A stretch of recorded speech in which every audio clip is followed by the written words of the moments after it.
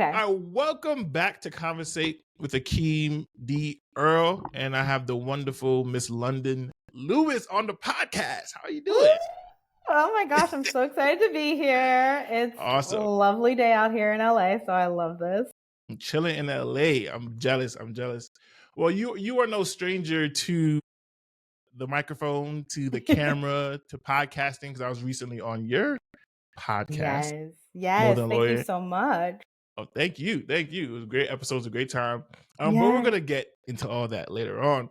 Okay. But we start the podcast off with the official Conversate question, and that is: if I was not an attorney, I would be a what?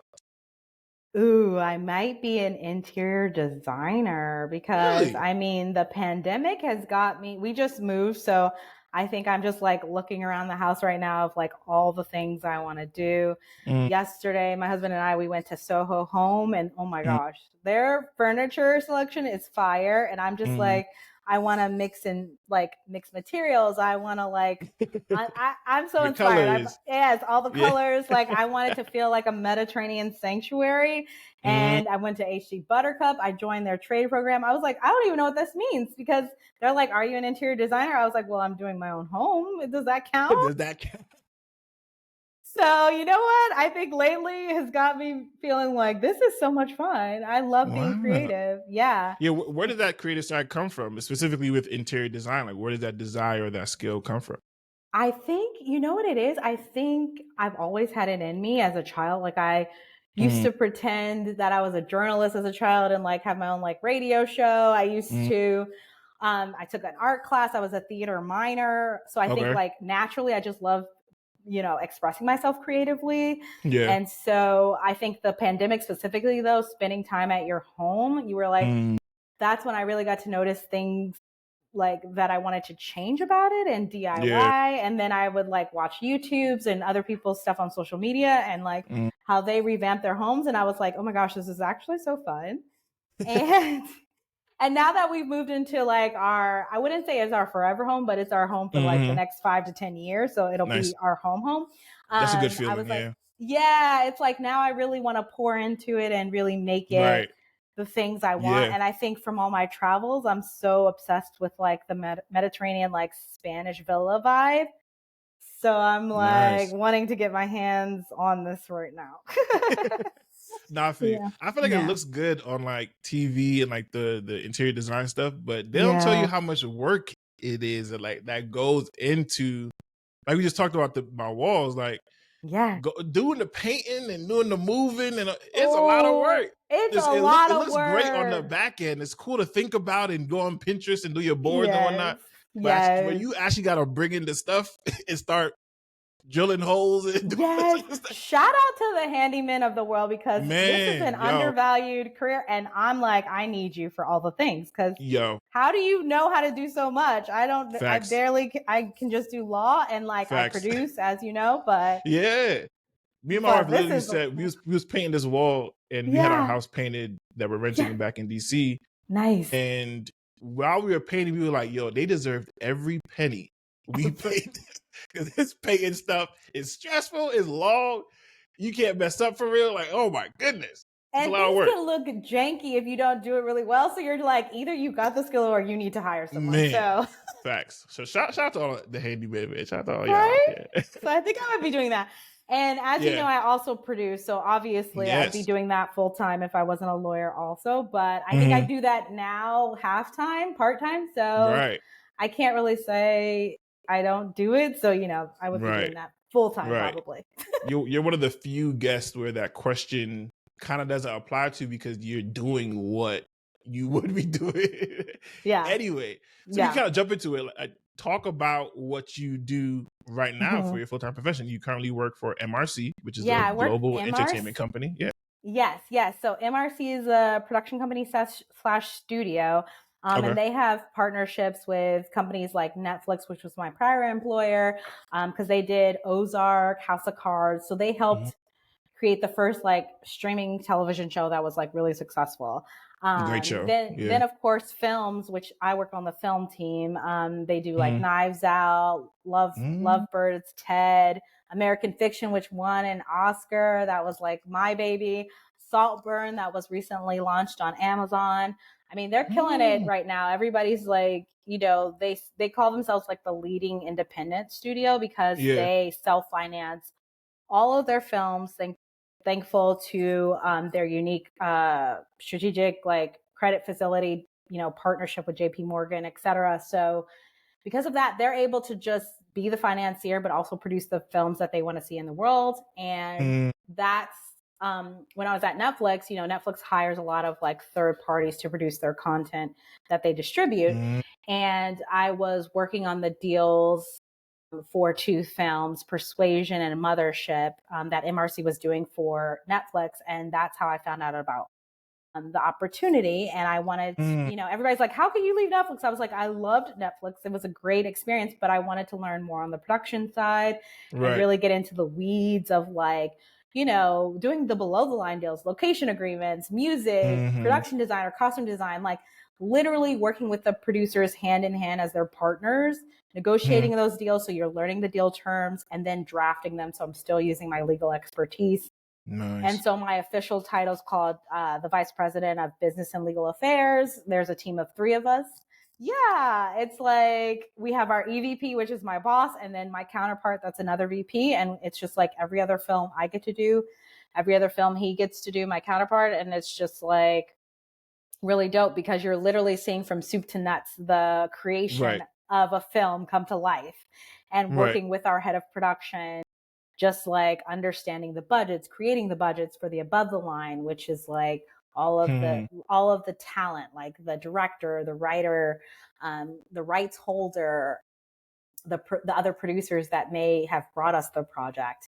And then we do also all the below the line with the crew, and really understanding like, any and everything from like even a parking agreement when you're on location on set and you want to rent a space for people to park next to set so that they have a place to put their car when they show up at set. Like every little thing a producer has to put together. So you get to work with them and negotiate those deals on their behalf and then draft them. And so it's literally touching every single portion of the film, and that's kind of the experience I wanted because on the Netflix side of it, I was seeing it from a bigger picture. Like, Netflix oversees deals like what I would be doing at MRC, but they don't really get to see the granular like deal negotiations from that lens. And so that's why I wanted kind of like a wear many hats type of role.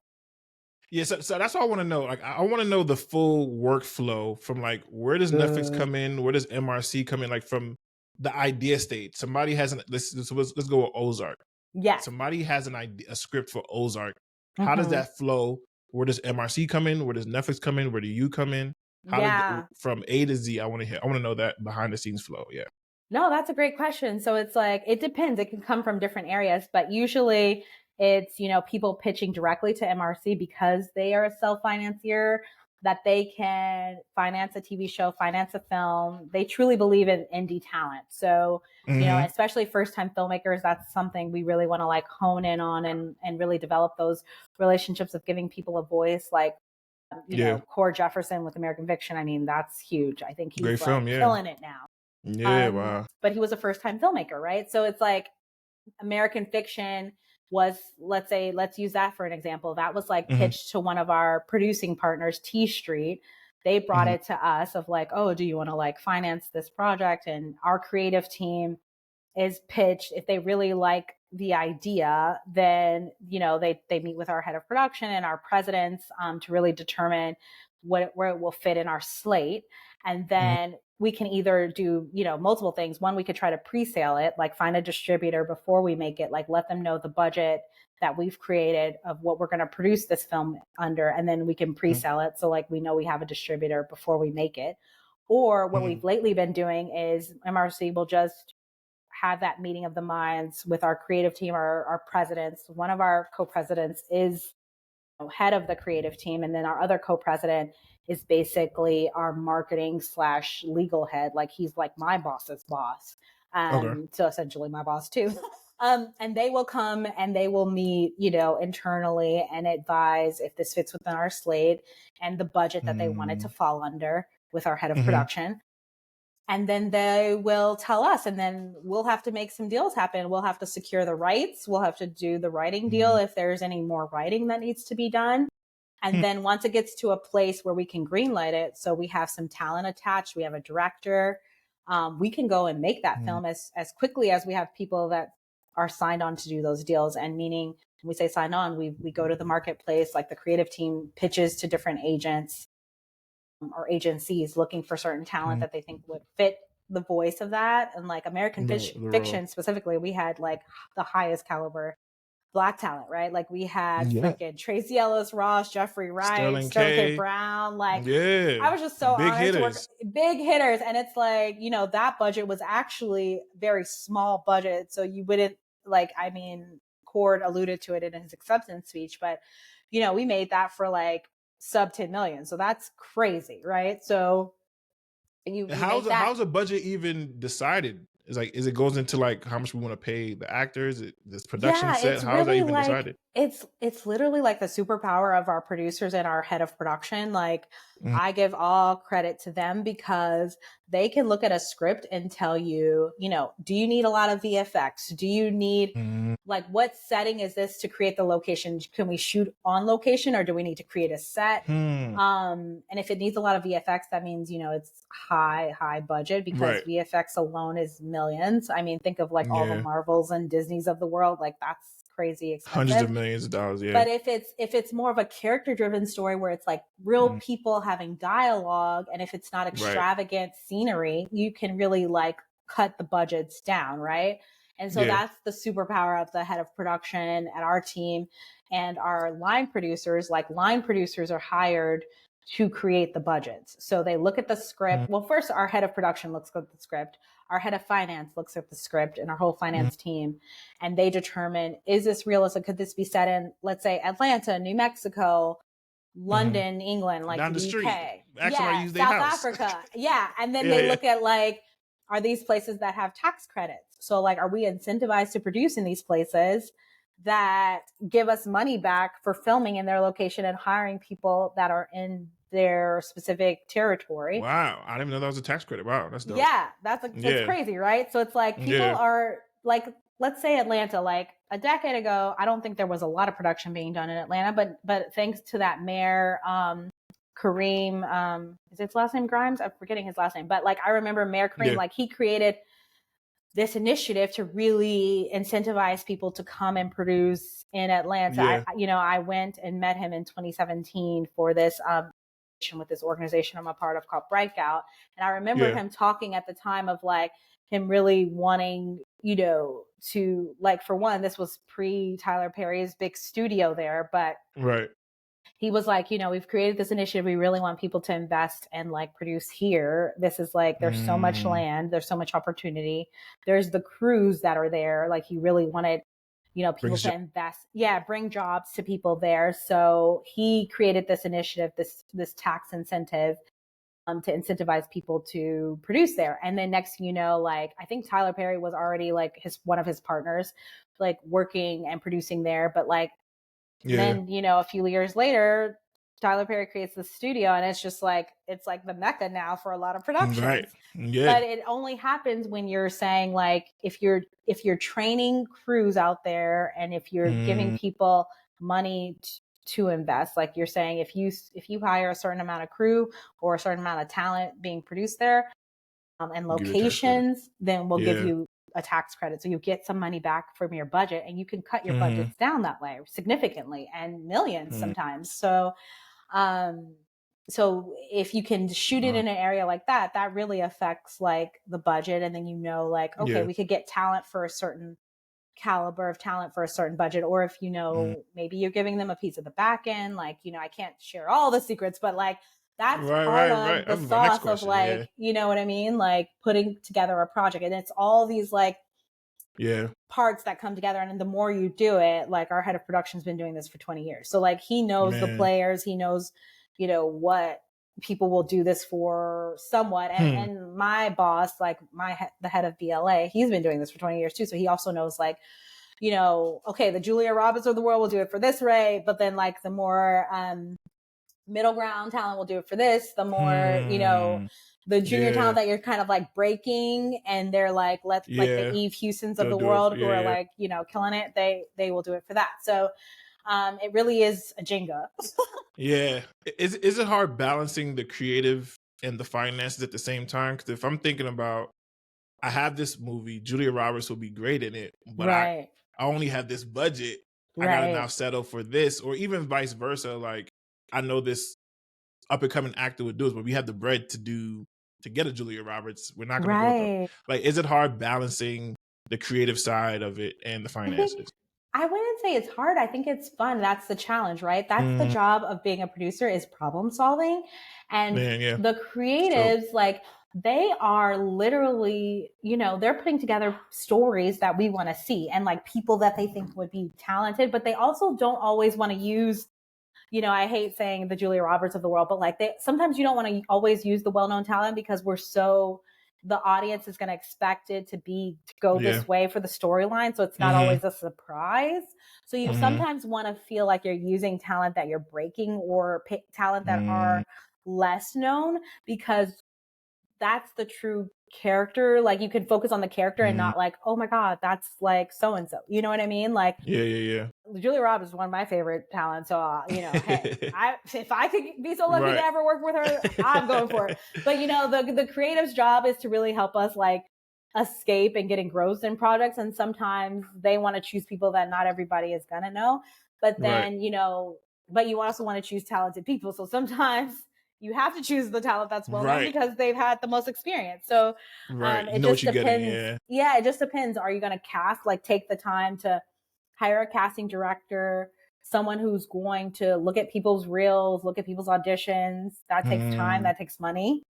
So yeah. even if you're paying talent that are less well known, you can, sorry about that. I think someone just came in, but yeah, That's okay. you can choose, talent that's less well known, but you still have to pay for money to like invest in figuring out like their skill set Mm, and their talent, etc. So it really just got you. depends. Yeah. Man, that's so interesting. So I know. you create the budget, you got the budget, you got the cast, you got everything. Now do you sell it to the distribution sites? Now are you going Yeah. to the Netflix and the Disneys and all these different Yes. platforms? So that's the thing. So if you haven't pre-sold it, then you're going to, we say, going to Mm, the market, like mm, you're pitching to different studios and seeing what their slate is. Like, they will, hopefully, if you're doing your job well, you kind of already know what studios are looking for, whether they're looking for thrillers, comedies, romances, rom-coms, dramas. So you kind of know like who's looking for what. And if they have a certain budget, a certain number of projects for each type of film that they want, because they know their audiences, yeah. then you see if they're still looking, and hopefully they are, so that you can sell it to them. And then if you can't, Yeah. maybe you could get it, maybe you could say like, oh, we have it for next year, you know what I mean, like next year's slate. Mm, Like, at least if you feel like your budget's already been spent for this year, but you really need a dope, like, sexy thriller for next year, here mm, it is, you know what I to add it mean? to. Yeah. And when you say Yeah. slate, you just mean like their roster, like you just mean like their Yeah, the rollout in terms of roster. like, Yeah, that's got just you. like an industry term of like their creative slate, or like their Yeah. roster. So sites like Disney and Netflix, more so Netflix, it's hard to tell like what they're focusing on. Like, how do you know what Netflix? Because it feels like Netflix has everything. Like Right. their genre, they get every genre. So I don't do know. do They they do. actually do focus on like, oh, this year we're focusing on thrillers, this year we're focusing on rom coms? Because it feels I like they're think, focusing on everything all the time. right. And I think that that's like, that was the brilliance of them in the beginning, of Mm, like, let's have a little bit of everything for everybody, like, especially yeah. let's be globally appealing. And so, people in France may want to see like action thrillers. I don't know. And then Mm-hmm. people in Italy may want to see romantic dramas. Mm, But yeah, then, yeah, I yeah. don't know, like, people in the US may want to see all of the above plus like comedies. So let's Mm, have a little bit for everybody. But then when you start to look at the metrics, and because I used to work at Netflix, this is like, it's just like mm-hmm. I have the privilege of knowing like certain metrics at the time. Obviously metrics Yeah. change, people's taste changes. But when it was the pandemic heavy, people were really into like, Mm, this is well known, but people were really into those unscripted crime dramas. And and podcasts and Yeah. things like that. So people were Yeah. making a lot of like unscripted content off of that.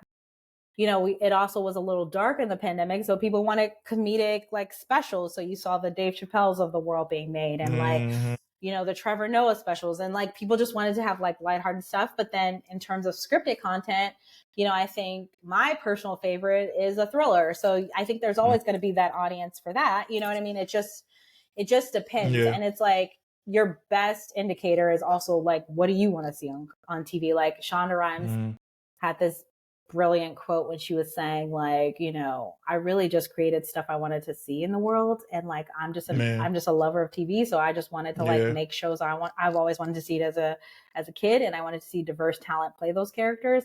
So Mhm. her imagination led her to Grey's Anatomy, to Bridgertons of the world, to Scandal, Yeah. like, you know what I mean? And it's just Yeah. like, what better resource than your own like taste? And Yeah. that's what I tend to That's follow real. as like a inner creative. I say I'm like a Mhm. closeted creative, because you know, I wear my legal hat so much, but then I'm like, you know, Yeah. I also want to see certain content. This is why I'm in this industry, so Exactly. Exactly. No, that's let's real. help it get made. No, that's real. So speaking Yeah. of that, what would you say your favorite project you worked on?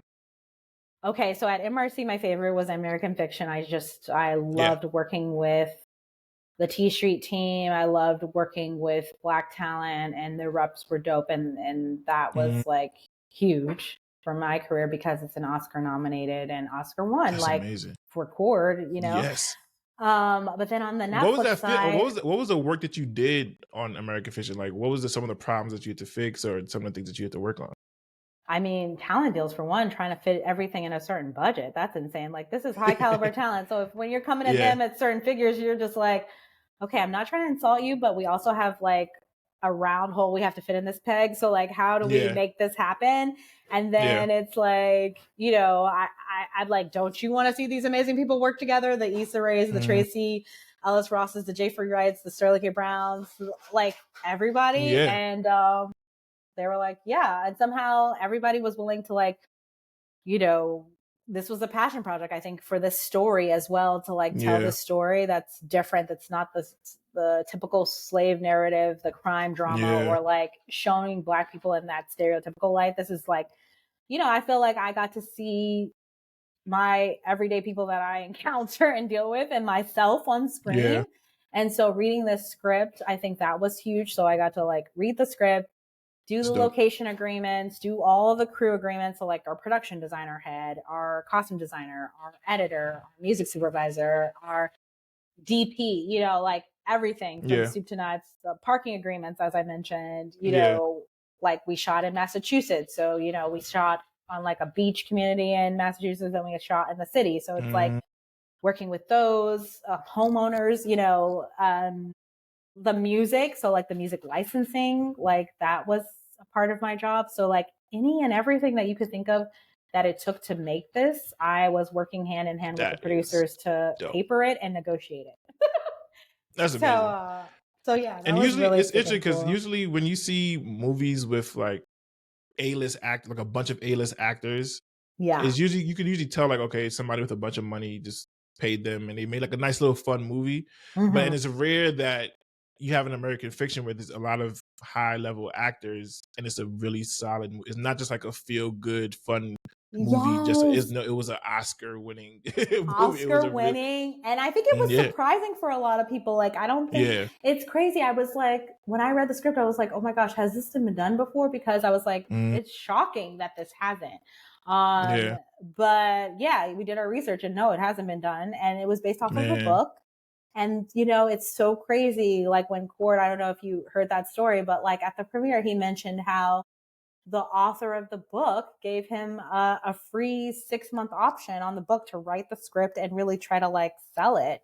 wow, So he believed in him, and like he's like, nobody had reached out to him about this story, wow, you know. So yeah, that's insane. So the stories yeah, are out there, people. Like, let's get out and make yeah. these stories, you know.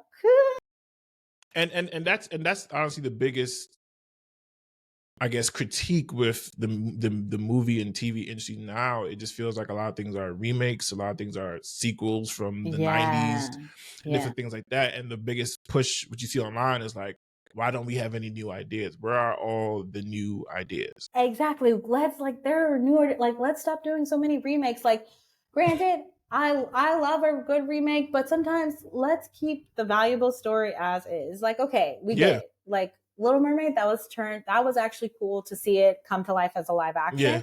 So that's a different lens, right? So that's cool when it's done in that way. But if it's like, how many 101 Dalmatians do you need, or how many, like Clueless? Exactly. Please do not remake Clueless, because that was a treasure. leave it where it is. No, it's facts.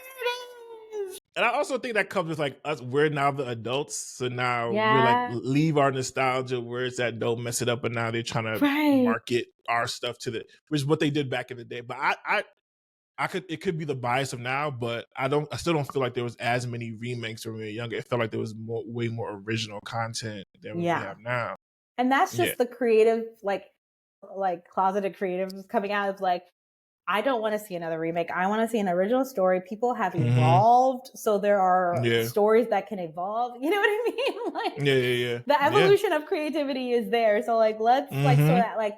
That's why I pride like the Hamiltons of the world. I would have, never thought like a Hamilton play is now like a film that I can watch on Disney Plus, or like, you know what I mean? Like, one of the projects I fell in love with at Netflix was To All the Boys I've Loved Before, or Princess Switch, right? Like that whole series.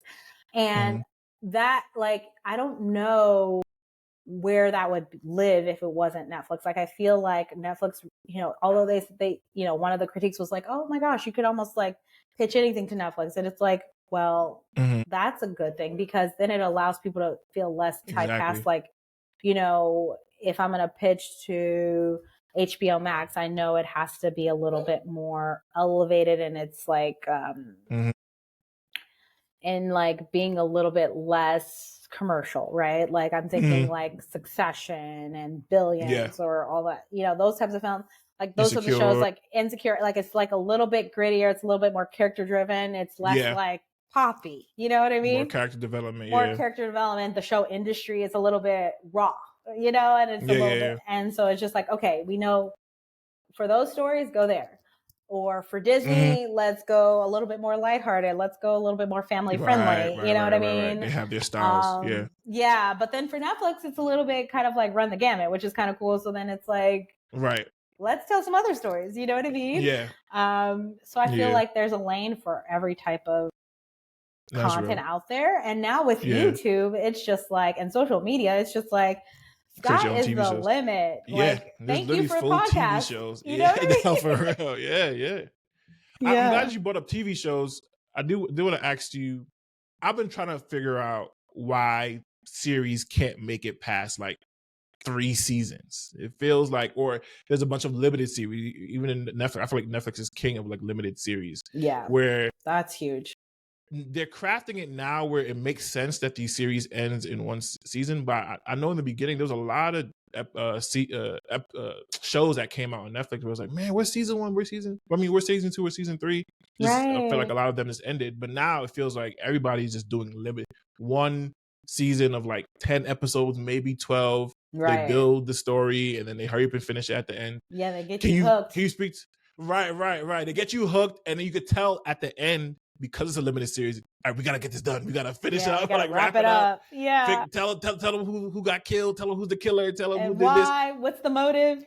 Right. Where like before, it'll be a running series. It'll be a good 4 or 5. I'm thinking of like the Breaking Bads of the world. Yeah, the Friends. Sopranos. We get Friends. Seinfeld, all these different things. Office. Right. Whether it's like drama series, whether it's like drama series or even sitcoms, it feels like those are non-existent right now. Can you speak to why that is at all? That's interesting. I would say, and maybe this is just my bias because I'm in the film side, I would say a lot of limited series are probably projects that just are too long to be a film. Like, like that's what it feels like. Yeah, that's exactly what it feels like. This could be a movie if you wanted it to. That for real. But we want to go a little bit deeper into like a little bit more character development. So because of that, we're going to make this a limited series because you could stretch it out.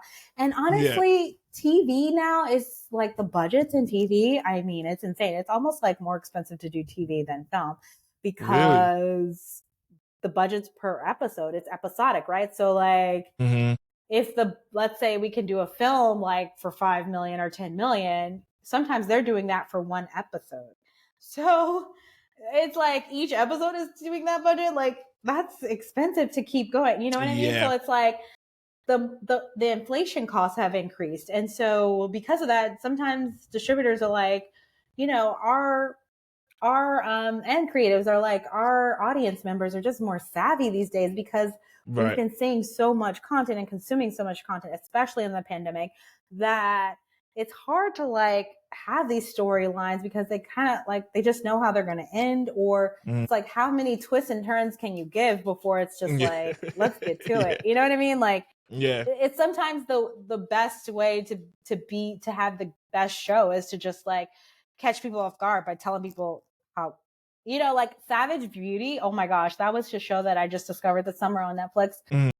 And not to give away season 1, but I was like shocked at the ending of season 1 that I was like, wait, where are they going to go in for season 2? And then season 2, I was shocked. I was like, wow, you guys are really going there. So if you're giving all the sauce, then like, where are they going to go for season 3? Like, I'm just trying to like, and I think like trying to bring in new characters, a new plot. Exactly. Yeah. So like when you're really trying to be the most creative and the most authentic, your budgets are increasing. And so it's like, okay, we're going to have to end this, but we really want this story out there.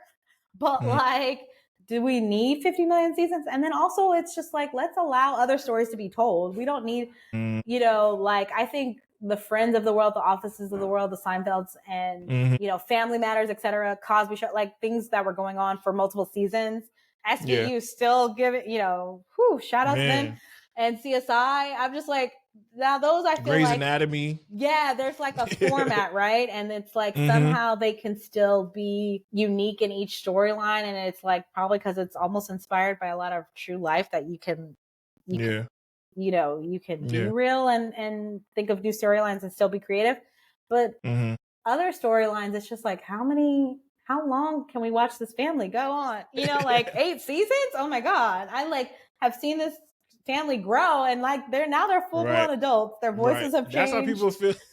That's how people feel about Stranger Things. Stranger Things, where it goes to your point about like these budgets are huge. I do blame Stranger Things for that, because like I'm sure the budget for each episode was insane. They have to set it in a certain time. Right. And I feel like that set the pace. Now everybody's trying to be Stranger Things. Everybody's trying to catch the pace of Stranger Things. And I think they're coming out with another season 2. I think they broke the record for like the biggest budget ever for a TV show. 100%. If they haven't, I'm damn near sure close to it. Right. I was just like, oh my gosh, it blew me. And I'm like, and I was working there at the time. Right. It's crazy. Man.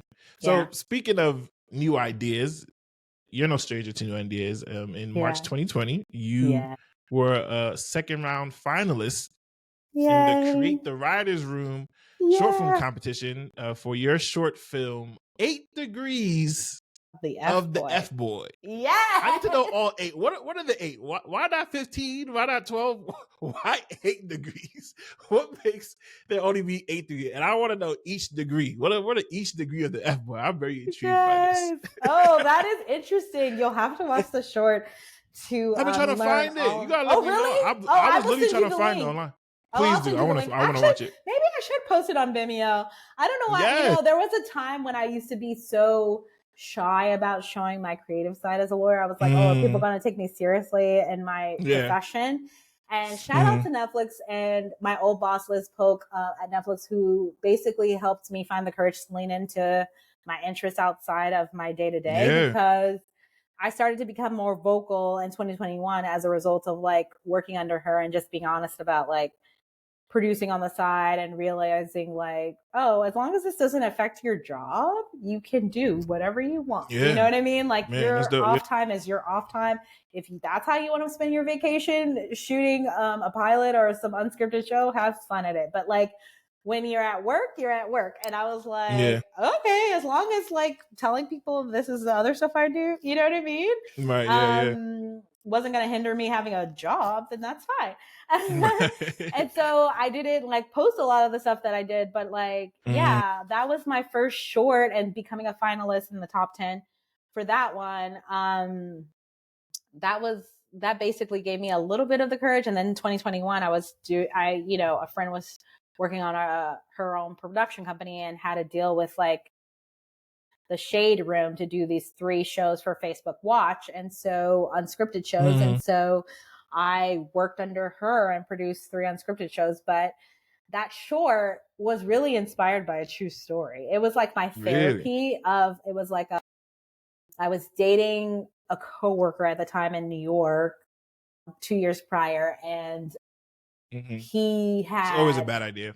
Always a bad idea. But like, he ended up cheating on me with someone he hired to be on his team at the agency. And so a coworker saw them out and knew that we were dating, and like had texted me in confidence.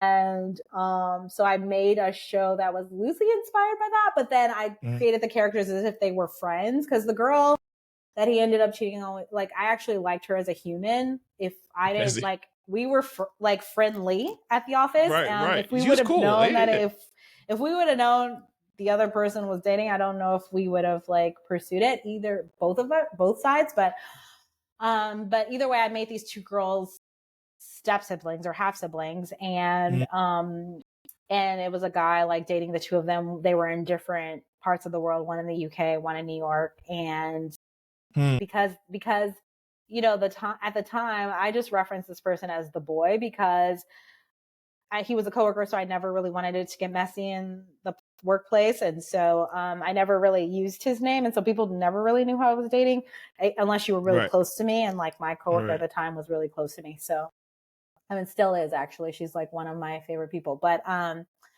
yeah, so like, I wrote this show about that experience and about him getting caught up in 8 Degrees of the F-Boy, and it's just like, man, I know. I gotta watch this. It's so crazy. And like, the evolution, I feel like I should make a part 2, because my now husband has had to... Shout out to Sheldon. Has actually had to interview with him at some point, and I won't say when or what company, but I was just like, whoa, how small is the world? Wow, yeah, that's great. Full circle. And like, that's why I think like truth is stranger than fiction sometimes. Like, you can't write this stuff, you know what I mean? But I can write, like, crazy. I'm always drawn to stuff that's based on reality. And that's why a lot of my friends are like, ooh, I got to be careful what I tell London, because if I'm inspired, I'm like, ooh, I will make you sign your rights away. And I will be creating a show about you. No, it's like what Kendrick says, like, stop playing with me before I turn you to a song, man. Hello? Like, you just never know. You might be in a movie someday. Like, that's where all the real creative talent happens. Like, people you don't know where you're going to be inspired or where someone's going to be inspired from your story. So it's just like... Right. Shout out to Kendrick. And it's encouraging to know that somebody can't duplicate that. I know people's like, the fear of like, oh, somebody probably already done this already, but like, nobody has gone through what you've gone through specifically at your job at that time in that field and with the friend and stuff like that. Yeah. So no, that's dope. What was the process of entering into that competition like? You know, it was so crazy. It was, I want to say March 8th. It was like International Women's Day. And when I produced it to submit it for March 12th, and that was like the day before the world like shut down for the pandemic, which is so crazy. But so the last 2 weeks of February 2020, I was in Rwanda on behalf of Netflix with this organization, like volunteering and teaching kids how to use Google Drive. And I was so inspired by how the fearlessness of them that I was like, oh my God, I want to get this story out there. So I was like initially going to write a story about my experience of that. And I was just Googling like, you know, short film competitions. And this one was called, it was really about the writer. So it was like something I didn't have to like invest too much money filming, because it was really about the script first. And then if you move to the next stage, you have to create the marketing materials. And in order to create the marketing materials, I actually had to shoot the pilot or whatever, right? Like a 8-minute like segment.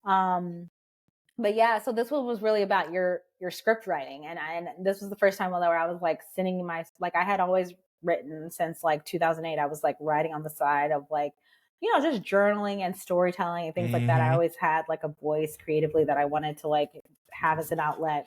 to balance my legal career and legal interests and business side. And then I was like, you know what, this story is dear to my heart. I was still like, I had like healed from that experience, and I was like, oh, it's kind of funny, you're looking back. And so I was just like, because they really wanted like a Black story, and they really wanted something authentic to you. And so that's why I wrote about that. And then it was like, shout out to my friend Thump, aka Norm Nixon Jr., because he agreed to be the lead. And once I got him attached, I was Norm like, Nixon, like the basketball player? Norm Nixon? well, his son, Norm Nixon Jr., yeah. Oh, that's his son. Oh, wow, from Yeah, the Lakers? yeah. Oh, shoot. That's crazy. I forget people know sports, so I don't know sports. But like, yeah. Usually people know his mom, Debbie Allen, but that's funny, you know. Right, yeah. Holy crap, nah. That's great. Norm Nixon, I really, so, that's crazy. So luckily he agreed to do it on GP. And so like once I got him, I was like, okay, I actually have to like do this. And I directed it myself. And like I got like several good friends, my friend China, my friend Tadia, like were agreed to like be in it. And you know, them taking like, I think them like not just doing it as my friend, but like reading the script and saying like this was something they wanted to be a part of, like that gave me the confidence, like, okay, I'm gonna direct, I'm gonna put my voice out there. And then entering this competition and then getting to be a top 10 finalist, that also gave me the confidence, right? And then you know, but I still was like, okay, it's like keeping my world separate because it's 2020, we're in the pandemic, I got to keep a job. So I don't want Netflix to like let me go because I have this interest, but like also I didn't want them to know too much about what I was doing. But then in 2021, when I asked my boss, you know, I was going to ask for some vacation days, 8 days off so that I could shoot 8 episodes of this unscripted show. You know, she has a Pilates studio. So she also has things that are outside of her day to day. And I felt like comfortable enough to like be vulnerable of like my interests, and her allowing me to have that safe space to take on these outside interests. I was like, okay, now I can start talking about it if I have my boss's permission. But I still won't post it on LinkedIn. It wasn't until this year that I actually posted on LinkedIn that I actually, you know, was an independent contractor, that I actually had this competition script and short film. And now I'm working on another short film, which is kind of exciting. Yeah. When is that coming out? Ooh, so that one I'm gonna submit to ABFF and also Sundance. So we'll see if it and South by Southwest. Let's and maybe Tribeca too. But I'm gonna submit it to a few festivals. Let's hope it comes out then. But I actually have done the legwork of having a production accountant, so someone who helps with the budget right now. I've had my lead actress. She's dope because she's also someone who works in the industry. She's at Hello Sunshine, and she is an actress / creative. And she had a short film in Tribeca Film Festival, and she was like, Lennon, the best advice I could say is direct it yourself. Do not hire someone else, because I wrote it. It's called Navigating the ABCs, the All Boys Club, and it's really about the experience of a woman working on an all male team and navigating that, or an all males company and navigating that experience. Because, you know, especially with the political election now, it's just like I've heard so many people's experiences of working for an all male team. And it's interesting. I feel like there's not that many shows that are solely dedicated to the female experience in that way. And so I was like, you know what, this is something that's near and dear to my heart. I've had this experience. Let me help contribute to it. And I think that there's also other layers when you have that person also be a Black female, you know what I mean? Whether she has Black male counterparts or not, if she's just an all not, you know, an other, like a non, it's kind of unique, you know what I mean? I don't think a lot of people know that experience. So I was like, let me have a voice and share the story that I feel like it came to me 4th of July weekend of this year. I wrote it that whole weekend. It was 24 pages. I had one of my friends who's a creative read it and give me notes. And actually another friend, shout out to Dara, who used to work at Netflix with me, give me notes as well. And I rewrote it, and now I condensed it to 18 pages, and we'll see. Like, we're going to go into production. Like, we're raising funds to produce it. But right now I might just self-finance it so I don't have other people's opinions and approval in my head. You know, it's like the gift and the curse of like Right. Getting that funding. getting Yeah. that funding. And sometimes you want to just do it They yourself want so to you can make your say, own decisions. yeah. So, Yeah. how do you find the time to do all these things? So most attorneys don't have time to create entire movies and shorts and do all these producing different shows. How do you find the time? What are some time management skills, or how are you creating Yeah. time to do all these things? Everything is calendared. I like calendar drafting, like a draft blocks, because sometimes if I don't, then my day could be filled up with meetings, right? Or lunches or Mm-hmm. whatever, dinners with people too. It's just like, no, I Mm-hmm. need to, it's almost like my life has to be calendared. And I don't know if that's a healthy way to live, but like, let's say day in the life of, you wake up at, let's say my husband's neurotic. He wakes up at like 5 a.m. I wake up at 6. So like, let's say Yeah. 6 a.m. I'm going to walk my dog from 6 to 7. 7 to 8, I'm going to plan out my day if I haven't done it the night before, of like, look at my schedule. This is like my meetings for the day. This is when I'm going to have lunch. This is when I'm going to have dinner, when I'm going to work out, etc. And then, and during the pandemic, I found a dope accountability partner. We would have what we called our writing session accountability. So 7 a.m. to 8 a.m. every morning from Monday through Friday. That would be our 1 hour. We would calendar time to just write in silence. And like, it's like me and you being on a Zoom right now. She was at her house. I was at my house. And in the pandemic, you're like used to being on Zoom, but we would just be in silence, but we would see each other and know that each other is there if we needed to like bounce things off of. Yeah. And sometimes you just want to know other people are grinding with you and suffering with you that way. Yeah, no, for real. It's huge. But literally having her during the whole pandemic was how I was able to write a script in 30 days, because I was literally using that 1 hour, 7 to 8 a.m. every morning. 30 hours, I wrote 120 page script. Like, it's just like you, like, once you set time to do something and you literally like use that time wisely and do it, you can get so much done. And I always say, like, I don't have the fortune of having kids yet. So while I'm kidless, except we do have a dog that's very needy. Like, while I'm kidless, and a lot of my friends who have kids, I don't know how they're navigating that. I might as well use this time. And then when we have kids, I might need to figure out another solution. Like, I don't know. It might be like nights that I actually use my free time. But right now, mornings are usually my time before work that I actually am able to like sit in silence and really be thoughtful about the work that I do outside.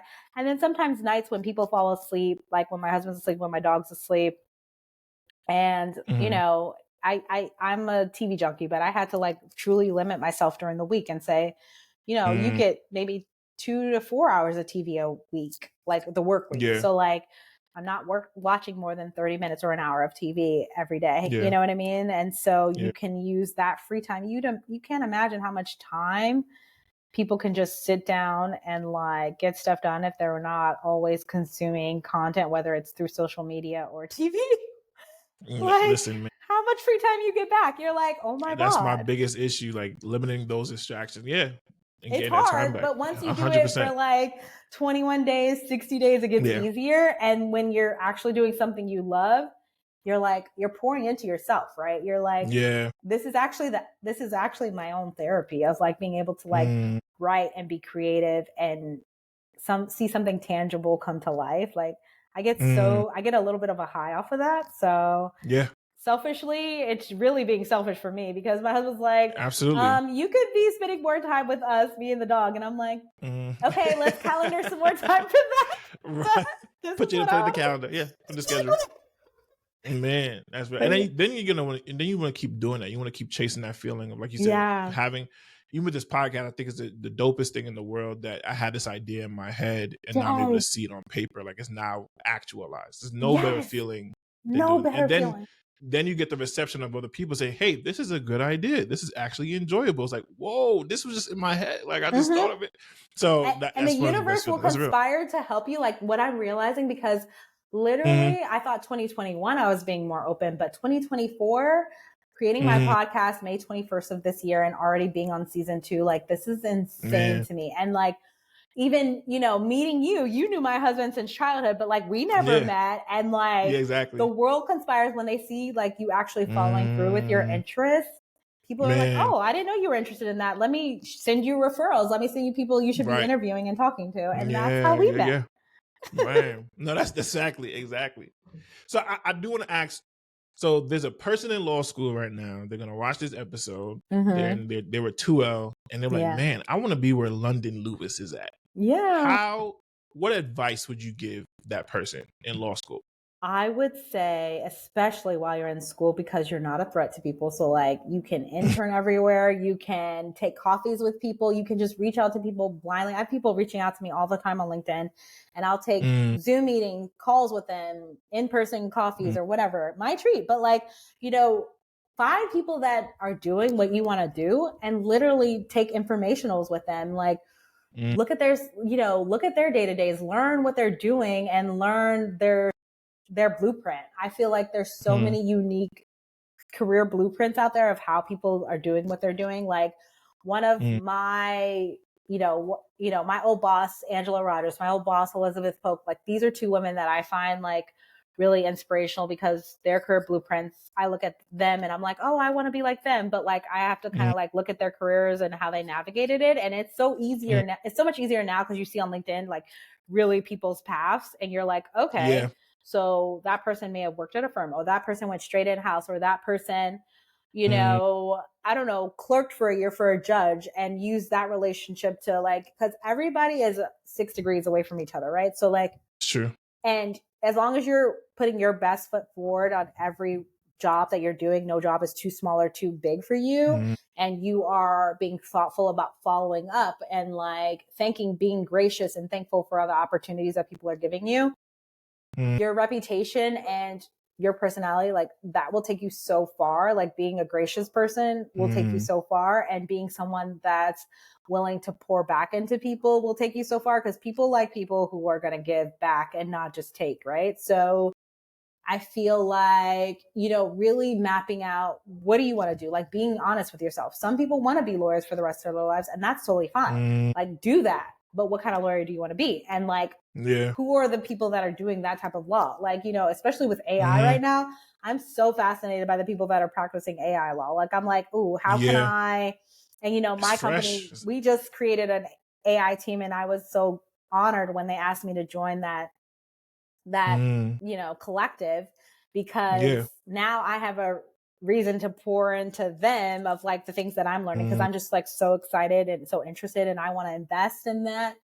And so I feel like, okay, I didn't know anything about AI until this year, really, truthfully. And so, my husband was a little bit more knowledgeable in that. And so like attending lunch and learns, figuring out who are the players, watching that Oprah special, like that's how I am engrossing myself in that. So it's like, whatever you want to do your research, like preparation and research is like number one. And it's like, now you have people that are emulating what you want to do. And so shoot your shot, do a coffee with them, do a informational Zoom with them. So many people love talking about themselves. Yes. You'll be surprised. It's like, they're so honored that you're like, join an organization that they're volunteering for, or they're on the chair of, and like get to know them. You know what I mean? And then how they spend their days, and then you'd be surprised at how many people I've learned that way. Like, if you're a lawyer, join their bar associations. Like in LA, we have the Langston Bar Association, the Beverly Hills Bar Association, whatever. And like the Langston one has a lot of like Black lawyers, which is so dope. So it's like, for me, it's not just being a lawyer, but I'm really proud to be a Black female lawyer. And so it's like organizations that support females, organizations that support Black females, organizations that support lawyers, Black lawyers, you know what I mean? That's how I found my network. And then if I want to work in entertainment, it's like I sought out, like Angela Rogers she was someone that I met through the Black Women in Entertainment Law organization, Be Well. And I met her while I was in law school, and she gave me my first internship, my first summer associate position while in law school. And then just having that first person invest in me, you know what I mean? and really trained me. Through her, I met so many other dope female Black lawyers that were in entertainment. And so, you know, it's like that network helps get me to Netflix because Elizabeth Polka is one of the Be Well members, and also through mutual friends, we also knew each other. But like, you know, it's just like these people are going to be your hiring managers. So like, join these orgs where people are making decisions, you know what I mean? Yeah. And like, if you're passionate about a certain cause, you never know who's also passionate about that. And then that's how you develop even stronger relationships. And I just feel like, you know, networking is like 50% of it. And then the other 50% is really like following through and like doing the work. Yeah. Like if you're going to like reach out to someone, if they say, oh, like hit me up and, you know, pick my brain or keep me posted about that next position that you're doing or whatever, like literally follow through and like keep them posted and like send an email. It doesn't take like much, you know what I mean? So I think it's like staying connected to people and honing those relationships. And you just never know because life is so short, but there's so much time at the same time. So like the job you're doing now, it's like you could be doing a whole different job 5 years from now or next year, you know, like think of Jerry Springer. He was a lawyer and he hosted like a TV show, you know what I mean? I didn't even know he was a lawyer. That's news to me. I didn't even know that. Exactly. Exactly. That's crazy. That's why I have my podcast, because I was so fascinated when I started learning of like, I feel like this world is ran by lawyers, you know what I mean? Or lawyers or people that used to be lawyers. Secret lawyers. Lawyers or like went to law school. At least they may be businessmen, but or business people, but they went to law school and they know the rules and they know how to like protect themselves. You know what I mean? So I feel like lawyers, we should consider ourselves like it's such a valued skill set to know how to read a contract, to know how to negotiate for yourself. And I feel like you're in a unique position that you could do any and everything, because basically my friend who has just an MBA and was like, I was like, oh my God, I should have got a JD MBA. They're like, London, you could do my job. And you actually have the added benefit of like knowing how to like also understand the legal issues. So it's like, you know, really, but sometimes you can't be like so high up on your horse that if you, let's say you want to be a creative and switch from being a lawyer to a creative, you have to be willing to sometimes take a rung down to like get to that job. You know what I mean? Or take a pay cut. Because like one of our assistants to our creative exec she used to be a lawyer in Harvard Law School. You know what I mean? Like dope. But during the pandemic, she found her true calling, which was to be a creative exec. And so she became an assistant after working at a firm. You know what I mean? So she took a dramatic pay cut, but she invested in herself and she's the more happier for it. So sometimes you have to like navigate and figure out like how you're going to get there, but there's always a different way to get there. And like for me, I, you know, wanted to produce, but I still wanted to practice law. So I was like, what's going to allow me to do that? So I had to take that risk of leaving Netflix for a company like MRC that was going to let me learn a little bit more hands-on and be small enough to teach me, because Netflix at the time was growing so big that I was like, I don't know if I'm going to get the same individual attention. You know what I mean? I'm going to still get amazing training, but like they also just want me to come and like do the job, which makes sense. So you got to be somewhere that's willing to like pour into you. And I got so much great training from Netflix and I was able to use that at MRC. Do you eventually see yourself transitioning fully out of the law and being full on producer, writer, director? Yeah, 100%. Like I see myself in the next decade, like probably not doing law, like hopefully by the time, you know what I mean? Definitely by the time I'm 50, I don't see myself doing law. One other contract. I mean, or if I'm doing it, it's like I'm not drafting, but I'm like overseeing a team. You know what I mean? Like I don't see myself being like the little drafting legal eagle forever, because there's just a point of growth. Like I just think mentally I'm going to be exhausted and looking at computers all day. It's just like, no, I want to be on the ground, on set, doing the work. You know what I mean? And maybe I'm just at my desk negotiating deals, but I won't be drafting them. and now it's like, you know, I'm in the trenches of like becoming the best you know, like I want to be the EVP and I'm just a VP right now. So it's like my boss is an EVP. So it's like to get there, he put in his time. You know what I mean? Like he's been with the company for what, definitely over a decade. I don't know how many years exactly, but definitely over a decade. So it's just like, ugh, you got to put in that time, you know? Man. And speak more about your podcast, More Than a Lawyer. Where do Yeah. you see your podcast growing? Where do you want to bring your podcast? Oh, that's such an interesting, because like I selfishly just started this podcast because I wanted to just meet cool people doing more than one thing and I learned their stories. And I was like, oh, I'll share, like I shouldn't be the only one benefiting from learning these stories. So I'll do a podcast. And now I'm just like, oh my gosh, my birthday is the same day as Ryan Seacrest, 12/24. And I think I have a little bit of him in me in the sense that I want to have a talk show down the road, or, you know, maybe have a YouTube series or something. I don't know, like sky's the limit, but like, I'm like, you know, I put my podcast on YouTube. So now you can see it virtually as well as Go check it out. visually. Go check it out. More Than a Lawyer. More Than a Lawyer with London Lewis. But yeah, you could see it on YouTube and watch it. And I want to have like, you know, anybody and everybody, like not scared to come on. Like I want to reach, like I have such high caliber talent like yourself, you know. I had like my first guest was one of my good friends and old coworkers at Netflix. Her name's Pamela. And she, you know, she's similar to me. She has a dope business though. She has a dope jewelry line called Lola a Day. And she, check out episode 1, but like she can tell you her story, how she is a woman that's, you know, American, New Yorker, whatever, but like her nationality is Nigerian, proud African, right? And she is one of the top 21 of the top 20 fine jewelry designers. So she practices with like diamond rings, engagement rings, like gold jewelry, all the things, but she's one in the top 20. That's crazy. Like all the other business owners and fine jewelry are not Black and not of the continent. And so it's imagining like they're taking all the resources from Africa. And she's pouring back. She's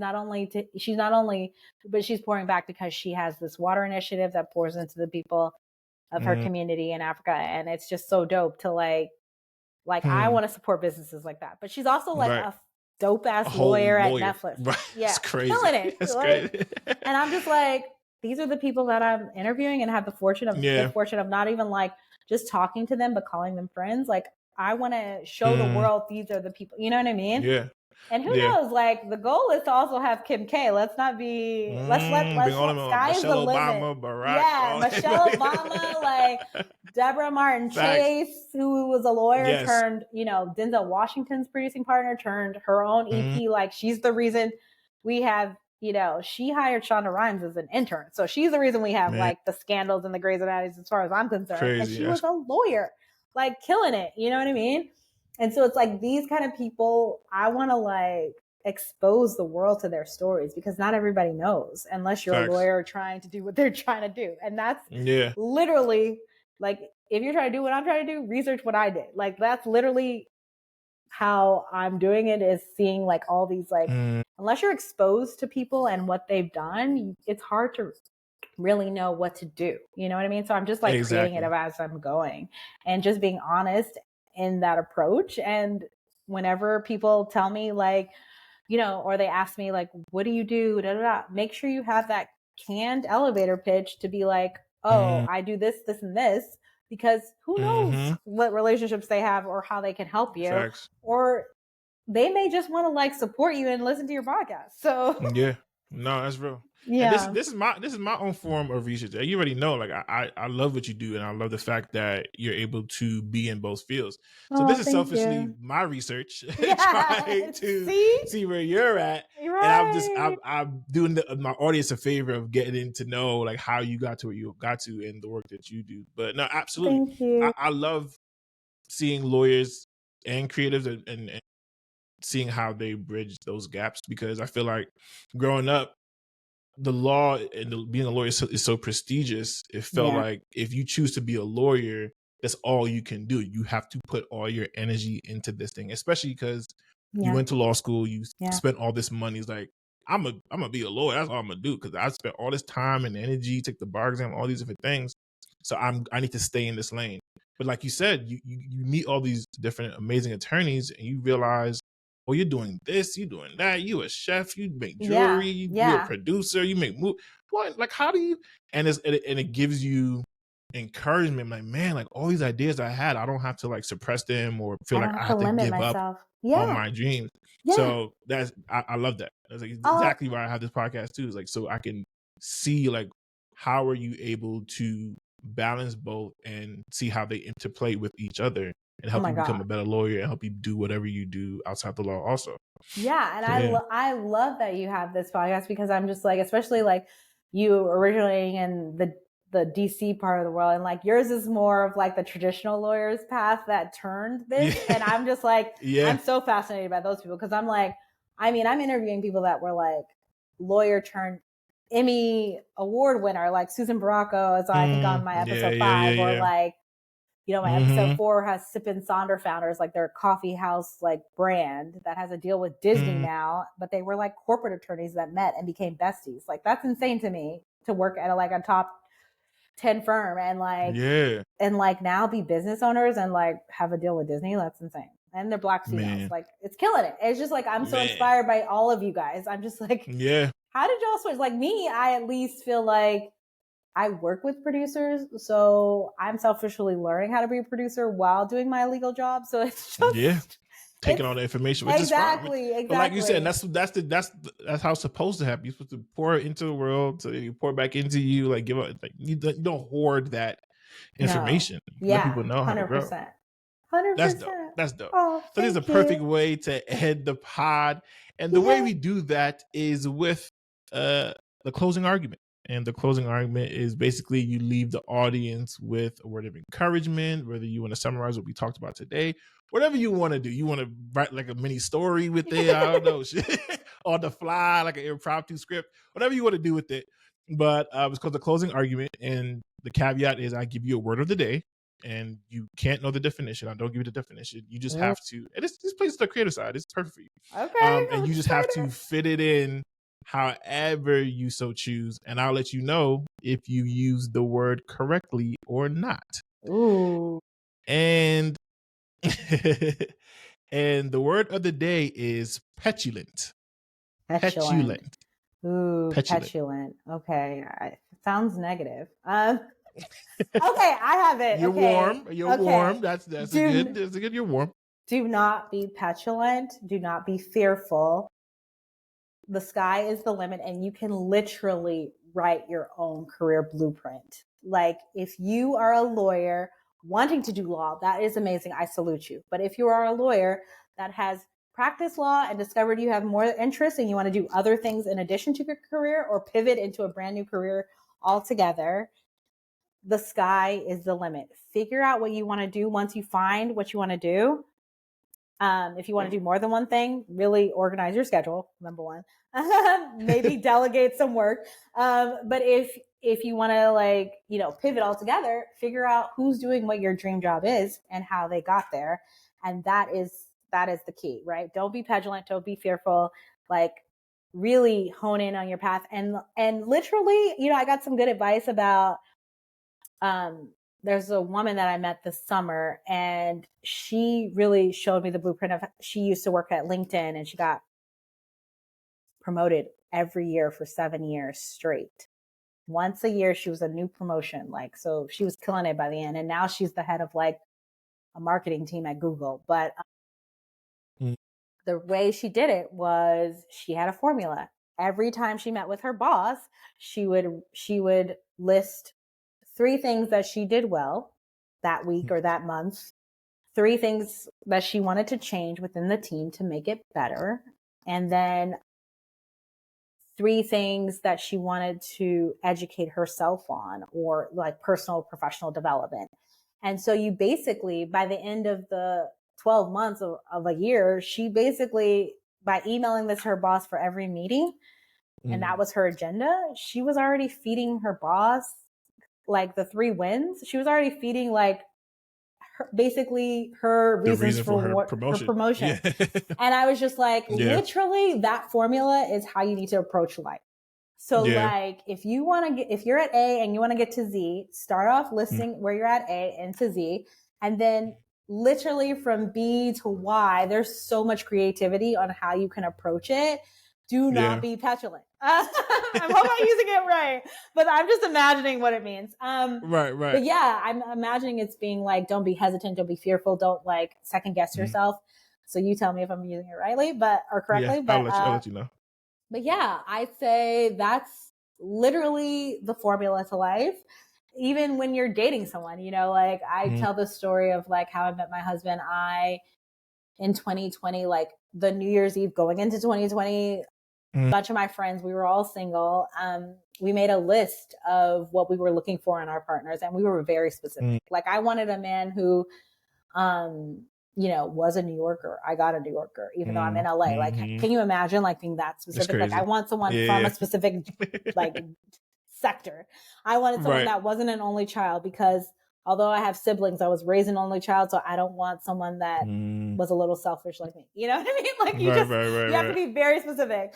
And you make that list and then you put it out in the universe. And like we did our whole little thing. And then what did I get 4 months later? Literally everything and more and what I put on my list. And I was like, damn, I should have been even more specific, because I was like, I want someone with no sassy attitude, but it keeps it healthy. Right. Should have went for the mood. Yeah. Exactly. But yeah, so like I literally believe in manifesting what you want and making that list and literally just like navigating. Like there's so many ways to get it. And really enjoy the journey, because I feel like I'm not even close to where I really want to go, but I do recognize that I am like living my truth. And I think because I'm living my truth, I'm in the happiest I've ever been. But who knows, when I become a mom, I hope that'll be the happiest chapter of my life. You know what I mean? But like right now, I can be a little selfish because I'm not a mom. So unless you count dog mom. Exactly. Right, exactly. Right. Dog mom counts. Dog mom definitely counts. Oh, thank you. Shout out to the dog community. Shout out to your wife. Yeah. Dog wife. Yeah. Okay. Yeah. So London Lewis, ladies and gentlemen. London Lewis. Amazing. Oh, thank you. You didn't use it. You used it in a good context. Like you use it. It is a negative word. It is a negative word. So you place it right. Okay. But petulant means childish, sulky, or bad tempered. Ooh, so it fits. It fits. You don't want to be petulant. You don't want to be petulant. You can't be childish. If you're childish, you're not gonna want to go after what you want. You're gonna be sulky, bad tempered. You're not gonna want to try to do something outside the lines. You're gonna be whatever. So no, it fits. Okay, great. Shout out SET. Right. I'm like trying to learn like everyone practice Latin. I don't know. Man, it'll spill over. Thank you so much for doing the podcast. We learned a lot. Anybody who wants to be in the entertainment field, who wants to be an entertainment lawyer, you're a perfect example of you're killing it in the field and being able to use your creative side and to access that and to go after it and be a producer, be a writer, be a director. Yeah. It's an amazing story. So thank you so much for being on the podcast. Thanks for having me. This was fun. Of course. And don't forget to send me the shorts. I want to watch. Yes. I want to hear your thoughts, because I'm like, I won't be offended if you're like, what the heck? But nah, once I saw 8 degrees of the F, I'm like, nah, I need to see these 8 degrees. I need to see what the 8 degrees are. Yes. I would love for you to see it. And now I'm like, ooh, should I put it on Vimeo for the rest of the You should. I haven't watched it yet, but I feel like you should. Put it out there. Put it out there. Put it on YouTube, whatever you want to do. Put it out there. Let me know if you still feel that way. I will say the actors, I feel like they really, shout out to them. I feel like they really made the story what it is. But But yeah, I'll do that. I think this is the year of the yes for me, or the decade of the yes. Come on, so I'm gonna do it. Right. And don't forget to check out More Than a Lawyer on the podcast platforms. Apple, Amazon, Spotify, you name it. iHeartRadio. Yeah. Let's go. Thank you so much. Thank you. Have a great day, Akeem. You too. Bye.